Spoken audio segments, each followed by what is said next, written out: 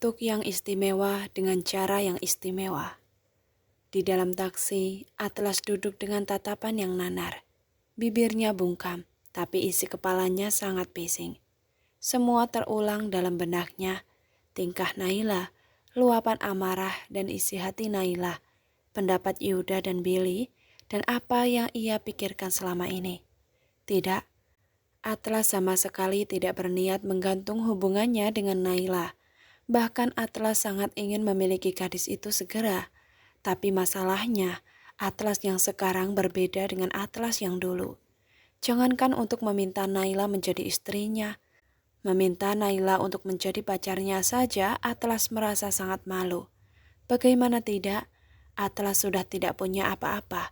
Bahkan untuk sekedar ongkos interview kerja saja, ia harus meminta ke Naila. Atlas tahu Naila tidak peduli dengan keadaan Atlas saat itu. Naila menerima saja. Bahkan Naila terlihat lebih peduli ketika Atlas sedang jatuh. Naila yang sedemikian berlapang hati menerima Atlas di titik terendah itu, membuat Atlas jadi merasa gadis itu terlalu berharga. Atlas tentu ingin menikahi Naila, tapi Atlas tidak ingin menikahi Naila dengan cara yang biasa-biasa saja. Apalagi Atlas tahu bagaimana Naila yang selama ini dibesarkan dengan cara istimewa oleh Darren. Yang bahkan setelah Darren meninggal saja ia masih menjamin masa depan anak-anaknya. Tidak mungkin Atlas berani mengajak Naila menikah dengan modal cinta dan janji-janji manis saja. Andai tidak ada kejadian pemecatan sebagai seorang prestir. Padahal Atlas sudah merencanakan lamaran romantis sepulang dari Singapura saat itu. Atlas tercenung beberapa saat dengan pikiran yang kosong hingga kata-kata Naila tadi malam kembali berulang di kepalanya. Jadi suami aku ya? Atlas mengingat bagaimana ekspresi Naila ketika meminta hal itu. Atlas merasa tertampar melihat Naila yang selama ini tangguh tiba-tiba mau meminta dengan penuh harap seperti itu padanya. Saat itu juga ucapan Yuda dan Salsa tadi bersahut-sahutan di telinganya, membuat Atlas jadi berpikir, apa ia juga terlalu jahat pada Naila?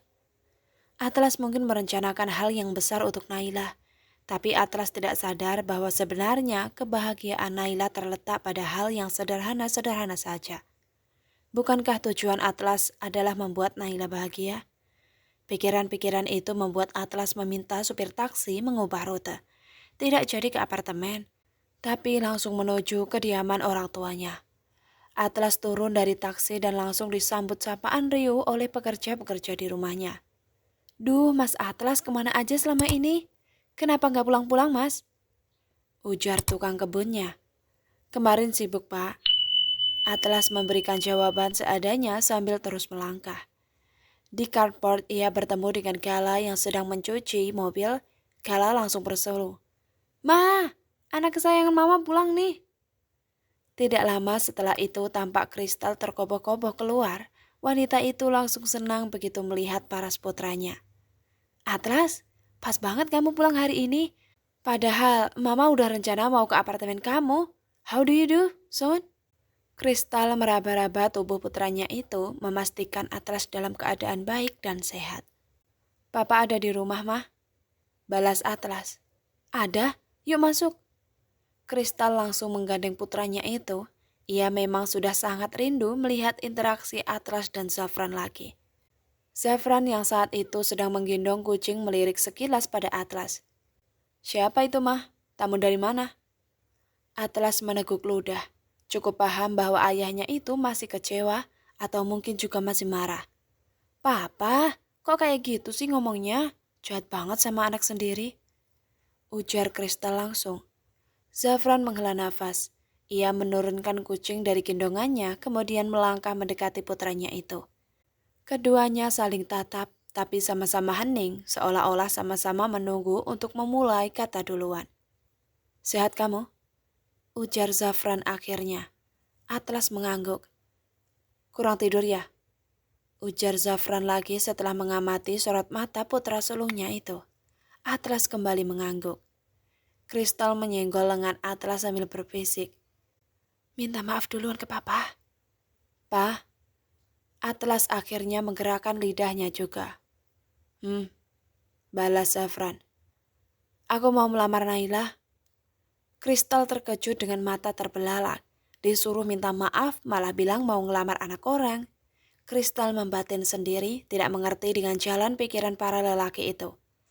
Tapi ekspresi Zafran terlihat tenang saja, seperti tidak terkejut sama sekali setelah melihat anaknya tidak pulang ke rumah setelah sekian lama, dan tiba-tiba datang dengan mengatakan mau melamar. Melamar untuk apa? Zafran belagak polos. Untuk aku nikahi, Pak, untuk jadi istriku, jawab Atlas. Tahu konsep menikah itu bagaimana? Atlas diam. Sudah merasa bisa bertanggung jawab belum? Ujar Zafran lagi. Menikah itu harus berani menyelesaikan masalah, bukan yang main kabur-kaburan. Lanjut Zafran setengah menyindir. Atlas menelan ludah, cukup paham dengan sindiran itu. Aku sudah belajar banyak dari yang kemarin-kemarin, Pak, dan akan terus belajar untuk seterusnya. Itu sebabnya aku butuh restu dan bimbingan dari Papa. Kalau butuh bimbingan Papa, kenapa kemarin-kemarin malah kabur? Atlas menundukkan kepalanya. Maaf, Pak. Saat suasana sedang hening-heningnya, Gala masuk sambil bersiul-siul. Kristal langsung mencubit Gala agar putranya itu tidak merusak suasana yang sedang tegang-tegangnya.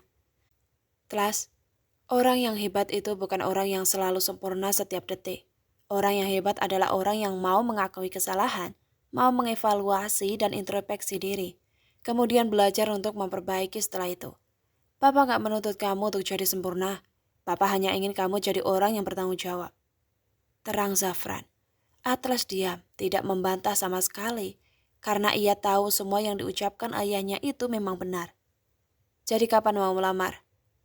Ujar Zafran selang beberapa menit. Gala langsung tercengang. Melamar? Melamar apa? Melamar siapa? Ia bertanya-tanya sendiri sambil memandangi wajah Atlas, Zafran dan Kristal secara bergantian, tapi tidak ada yang menjawab pertanyaan itu. Atlas menegakkan kepalanya lagi. Belum tahu, Pak. Lirihnya. Zafran menghembuskan nafas lagi. Gimana sih kamu? Tadi katanya yakin mau ngelamar. Pas ditanya kapan, malah jawabannya belum tahu. Ini kamu serius apa bercanda sih? Serius, Pak. Aku memang mau melamar Naila. Tapi kan untuk itu, aku mau minta restu dari Papa dan Mama dulu. Kalau Papa dan Mama udah restu, baru setelah itu aku pikirkan kapan waktunya. Terang Atlas. Kita semua udah restu, iya kan, Pak? Kristal langsung menyambar cepat. Tapi Zafran tidak mengiyakan ucapan Kristal.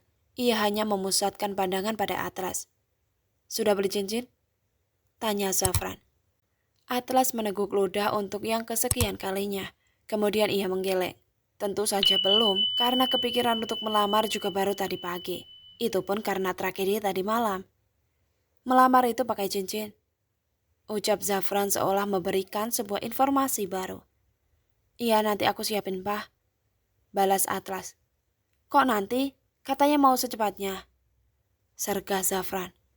Iya, Pak, habis ini aku beli. Ucap Atlas akhirnya. Saat mengatakan itu, benak Atlas menghitung-hitung uang yang ada dalam sakunya. Ada sekitar 2 juta. Masih cukup untuk beli cincin, kan? Kalau tidak cukup, mungkin nanti akan berhutang ke Yuda dulu. Tapi masa melamar modal hutang? Saat Atlas sedang sibuk berdebat dengan dirinya sendiri, Zafran tiba-tiba menyerahkan black card pada putranya itu. Untuk yang istimewa, harus dengan cara yang istimewa juga kan? Ujar Zafran sambil menaikkan alis. Atlas merasa gelombang haru dalam dadanya. Atlas menatap mata ayahnya itu, dan untuk pertama kalinya ia merasa seperti sedang bercermin. Sebagai sesama laki-laki, mereka mungkin sangat kaku untuk membahasakan perasaan masing-masing.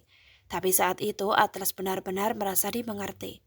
Semua kosakata yang ada di benaknya lenyap entah kemana. Saat itu Atlas hanya bisa memeluk ayahnya.